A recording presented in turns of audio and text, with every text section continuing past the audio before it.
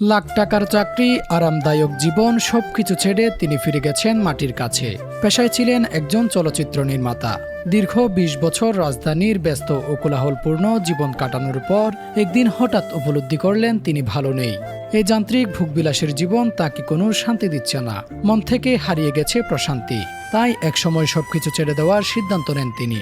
নিজের গড়ে তোলা কেরিয়ার, আর্থিক নিরাপত্তা, শহরের আরাম সব বিসর্জন দিয়ে স্ত্রী সন্তানদের নিয়ে ফিরে গেছেন গ্রামে। তার বিশ্বাস, যেখান থেকেই এসেছি শেষ পর্যন্ত সেখানেই ফিরতে হবে।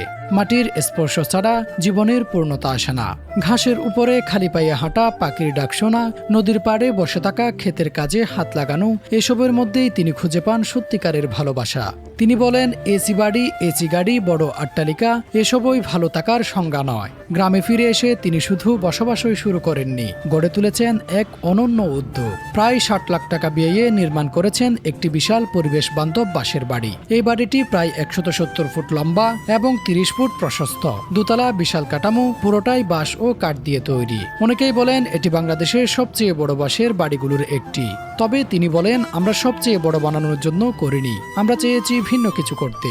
যখন তিনি শহরের চাকরি ছেড়ে কৃষিকাজ শুরু করেন তখন অনেকেই তাকে পাগল বলছিল, এখনো অনেকেই বলে। তিনি হেসে বলেন, আপনি যখন স্রোতের বিপরীতে হাঁটবেন মানুষ আপনাকে পাগল বলবেই। শুরুতে পরিবারও বিষয়টি সহজভাবে মেনে নেয়নি, এমনকি তার স্ত্রীও না। কিন্তু সময়ের সাথে সাথে সবাই বুঝতে পারে এটাই আসল জীবন, এটাই শান্তির পথ। আজ সেই পরিবারই তার সবচেয়ে বড় শক্তি। তিনি শুধু কৃষিকাজই করছেন না, নিজেই চাষ করছেন রাসায়নিক সারমুক্ত সবজি, ধান চাষ করছেন, হাঁস মুরগি পালন করছেন। নিজের উৎপাদিত খাবারই পরিবেশন করেন অতিথিদের।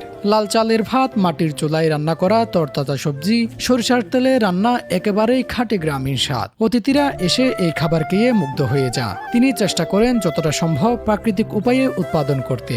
যেখানে ঘাটতি হয় সেখানেই শুধু বাইরে থেকে আনা হয়। তার লক্ষ্য শুধু নিজের জন্য না, গ্রামের মানুষদেরও দেখানো যে রাসায়নিক ছাড়া চাষ করা সম্ভব। প্রথমে কেউ বিশ্বাস করেনি, কিন্তু তিনি নিজেই দেখিয়ে দিয়েছেন। অল্প জমিতেও সবজি চাষ, ধান উৎপাদন সবকিছু বাস্তব উদাহরণ। তার স্ত্রী, যিনি শহরে বড় হয়েছেন, শুরুতেই তার এই জীবন মেনে নিতে কষ্ট হয়েছিল, কিন্তু এখন তিনিও স্বামীর সঙ্গে কাঁধে কাঁধ মিলিয়ে কাজ করছেন। সকালে ঘুম থেকে উঠে হাঁস মুরগির যত্ন, তারপরে মাঠে কাজ, এভাবেই কাটে তাদের প্রতিদিন। ক্লান্তি আছে কিন্তু নেই কোনো অস্থিরতা, পরিশ্রম আছে কিন্তু নেই মানসিক চাপ। তিনি প্রায় খালি পায়ে মাঠে হাঁটেন। তার বিশ্বাস, মাটির সঙ্গে এই সংযোগ মানুষকে ভেতর থেকে শান্ত করে। তিনি বলেন, এটা এক ধরনের প্রাকৃতিক থেরাপি, যার জন্য কোনো টাকা লাগে না। দেশের বিভিন্ন প্রান্ত থেকে মানুষ এখন তার এই জায়গায় আসে, শহরের ধুলো, ধোঁয়া ও কৃত্রিম থেকে দূরে থেকে সবুজের মাঝে কিছু সময় কাটাতে।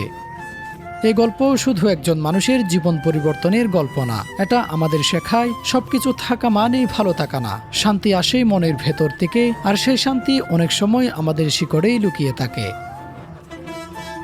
Shafiul Alam, true news.